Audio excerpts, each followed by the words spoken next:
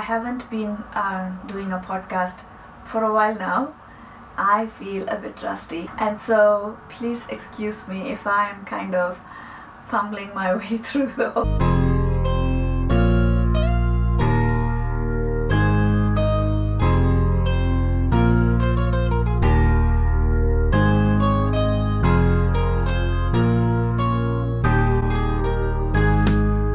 Hello and welcome to the Planet Pearl podcast. My name is Pearlin and this is a podcast about knitting, crochet and all the crafty things I make from my home in Christchurch, New Zealand. It's Wednesday the 21st of July and it's been a while since I came on here to do a podcast. The reason for that is I lost my aunt, my very dear aunt, and she is my mom's sister, and I also considered her my other mom, and so it has been a difficult period. That's what I can say about it.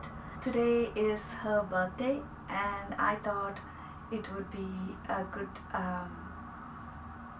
day to come back to do a podcast and as a kind of tribute to her, because she encouraged me so much in all my crafty attempts. She always had a word of appreciation for me for whatever I did. She happily wore the things that I made for her, and she herself is a very talented crafter and a poet, and she sang so beautifully, and she was a very, very dearly loved aunt who loved us very dearly also, and she made sure that we knew about it. And so I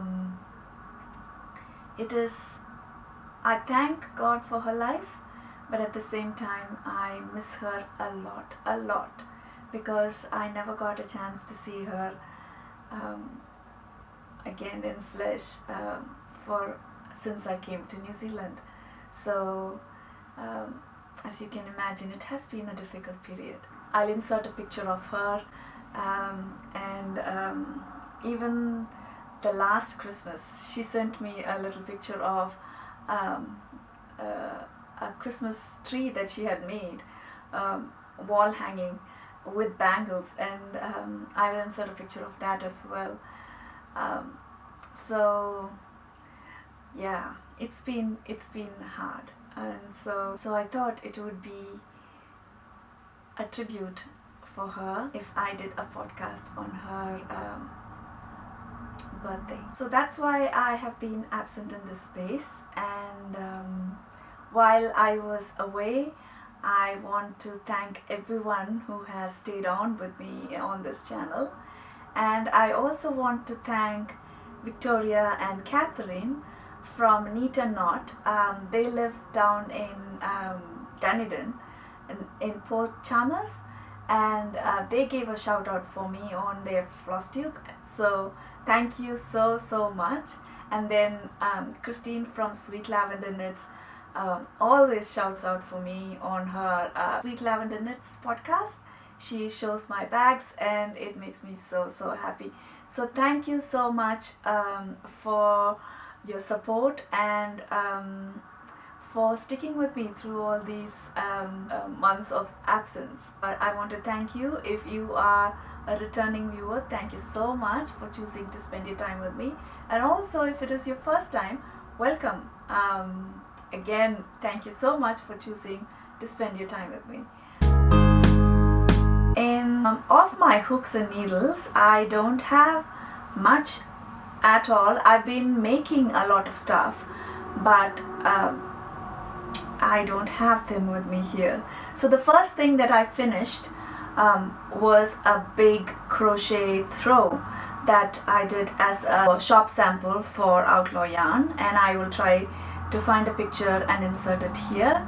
It is made with a yarn called Lizzie Cole, which is a bulky weight yarn that Outlaw yarn released. The throw is a hexagon throw, and it was a big project for me. Finished that.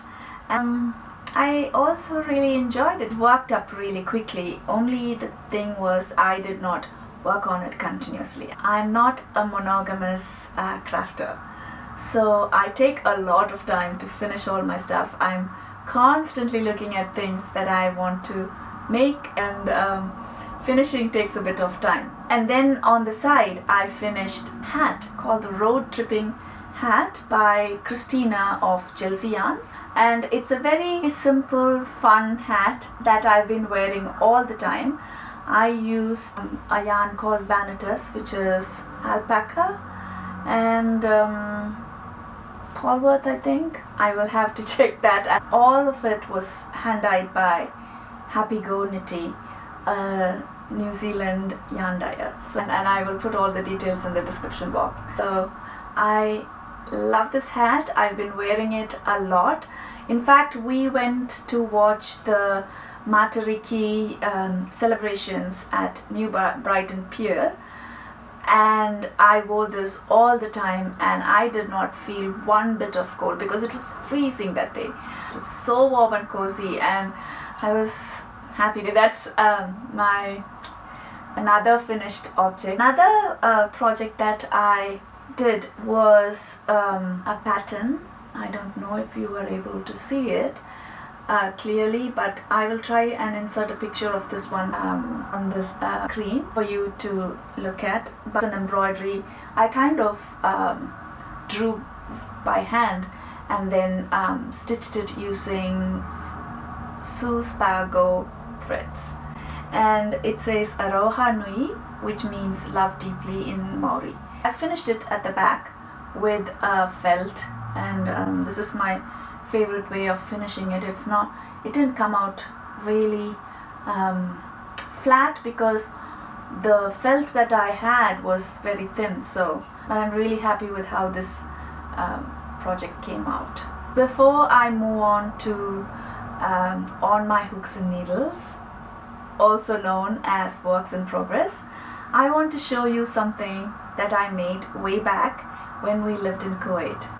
So this shawl, I think it is called Winter Flame, but I'm not really sure, and I will look up and put the link below. I made it with King Cole acrylic yarn. In Kuwait we didn't get 100% pure wool at that time, and this was a really fun project for me too. This was the first lace project I made, and at that time I was quite frustrated by it because I didn't know what I was doing, and I must have dropped it several times before I finished it. Yeah, so this is my long back finished scarf. The reason that I am showing you this now is because this scarf had somehow made its way into a donation pile. I think I must have placed it thinking that I was not going to wear it because it's acrylic. I have a lot of access to natural fibers here. I prefer them now to using acrylic. I thought that it was such a foolish thing to put it in my donation bag. I had not worn this scarf for a long time, so I thought I will give it away for donation. And then I had kept it in the donation bag, and I went to work, and then I thought, oh my gosh, I'm never ever going to make another scarf like that, and even if it's acrylic, and I should be happy to have this with me. So I quickly brought it out of my donation bag, and I've been wearing it because who cares, I made it and I'm really proud of it. And just because it's made with acrylic, it doesn't mean that I shouldn't wear it, right? So that's the story behind the scarf. I had placed it for an exhibition back in Kuwait at that, I think it was 11, 10 or 9. I don't remember the year, but I wanted to show you that today. Moving on to works in progress. On my needles, I have a new project, and it is called the Hand Pullover by Woolfolk design team. So much I have worked on it. So it's a beautiful yarn The yarn is from Outlaw. It is called Bohemia Gothic in the colorway Austen. I absolutely love it. I am using a 4mm Jagu needles. So fun thing that I like about this pullover is the split hem. And I'm very excited that I followed the pattern and I made it. So I'm very excited about that split hem, and that's my first work in progress. And this is a V-neck pullover. I'm really looking forward to making it because it's a different construction, and I don't know if I will be able to manage it, but I think I will have a lot of help from my friends and I can finish it. So that's my first work in progress, and it's in my fringe bag. I think this is called the field bag, yeah. And I have some little pins here. It says tomorrow is a new day with no mistakes in it, and then another pin that says nevertheless she persisted. So that's my first work in progress, and this my second work in progress has been a work in progress for a very long time. My knit group friend said that she would like to do a crochet along for me with it, and I know Christy Glass has been doing a crochet along for this pattern as well, and that is the Ziggy interrupted crochet scarf, and this is how much I have made on it. The yarn that I'm using are sock banded, and the hook I'm using, it's a size 3 Addy hook.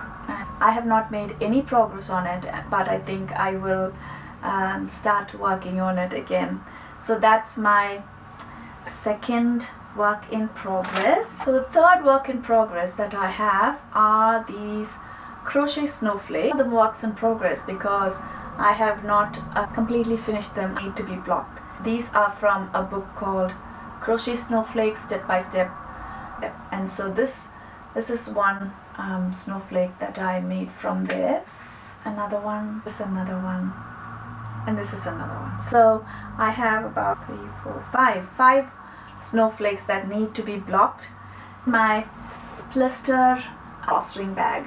After I went to the cross-stitch retreat, I have picked up cross-stitch as well, and the cross-stitch ladies also meet every fortnight here in Christchurch. So I've been working on this Prairie Schooler Santa project, and I have worked his boots and his leg up until his tummy.